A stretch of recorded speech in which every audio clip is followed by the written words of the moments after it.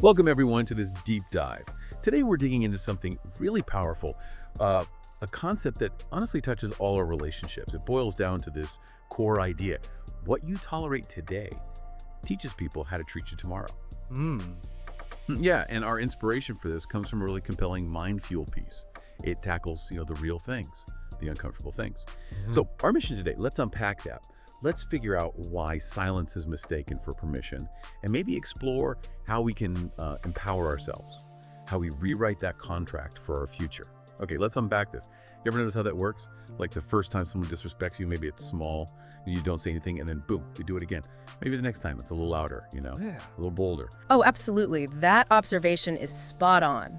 And this is the crux of it. Silence is mistaken for permission. It's crucial. The energy you allow into your life, the way you let people interact with you, it literally sets the blueprint for your relationships. And I don't just mean romantic ones. This is everything. Family, friends, coworkers, neighbors, even strangers sometimes. People are always kind of testing your temperature. Testing your temperature, I like. Yeah. And the source material put it really vividly, didn't it? If you let them come in with muddy shoes and wipe it on your rug, don't be surprised when they bring more dirt next time. Wow, yeah, that paints a picture. Okay, here's where it gets really interesting. Let's talk real world stuff. So imagine this scenario, right? You got a cousin, maybe not your cousin, but you know the type. Always showing up at your place unannounced, helps himself to your fridge, drinks your juice, maybe smokes your weed, leaves a mess. And every single time he leaves, it feels like your peace of mind just walked out the door with him. But what do we tell ourselves? The usual justifications. That's just how he is. Or he's family. Yeah, he's going through something tough right now. We make excuses. Right, we do. But here's the thing. By staying silent, by tolerating it, you're not actually doing him any favors. What you're really doing is teaching him, basically signaling that it's okay to disrespect your space, your boundaries. You think you're helping him heal? No.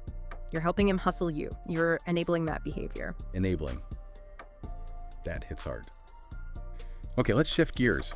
How about at work? Say you're at your job and your manager just keeps piling extra work on you, like way beyond your job description. Suddenly find yourself doing the work of maybe 2-3 people. Yeah.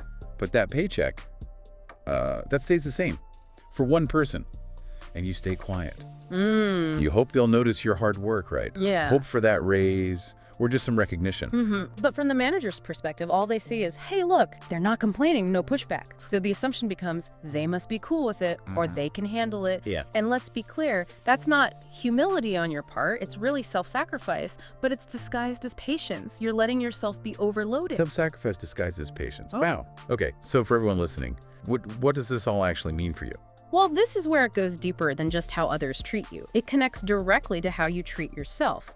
Because when you consistently tolerate mistreatment over time, you can actually start to internalize it. You might begin to believe deep down that maybe this is what you deserve. You start shrinking your spirit, making yourself smaller, just so other people can feel comfortable in their disrespect. It's a subtle erosion. Shrinking your spirit, that's powerful. It is. But here's the core truth, the antidote, if you will. You don't rise by just being nice. You rise by being clear. Okay, clear.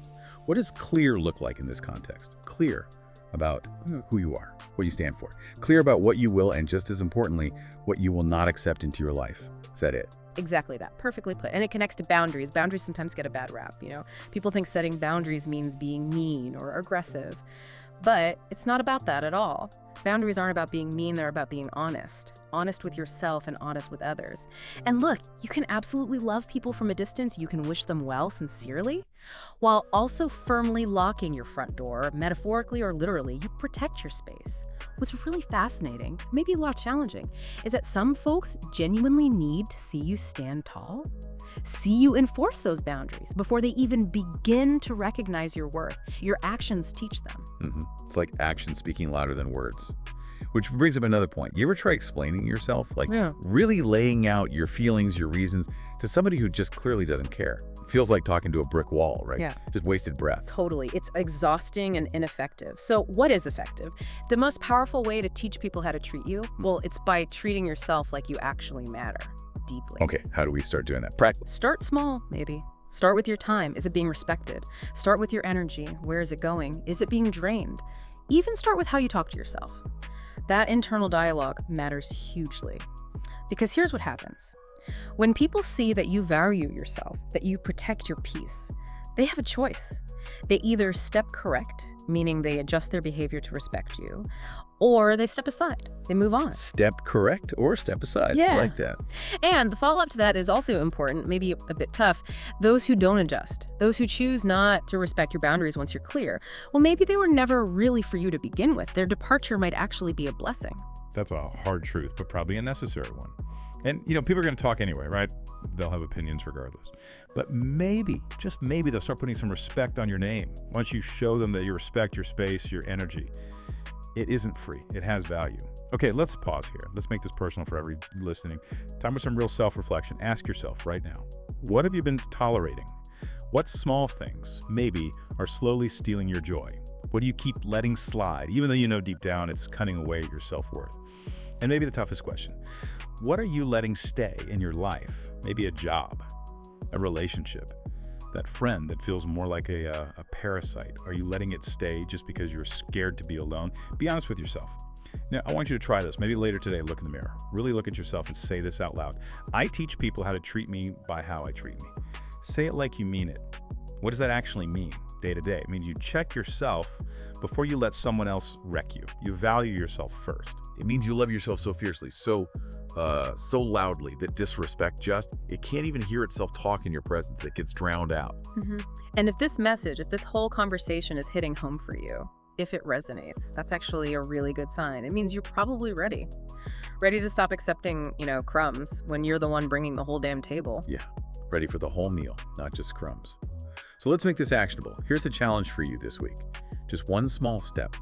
Find one place where you usually say yes out of obligation or fear and say no instead, gently but firmly. Find one situation where you usually wait around hoping things will change and instead choose to walk away. Protect your energy.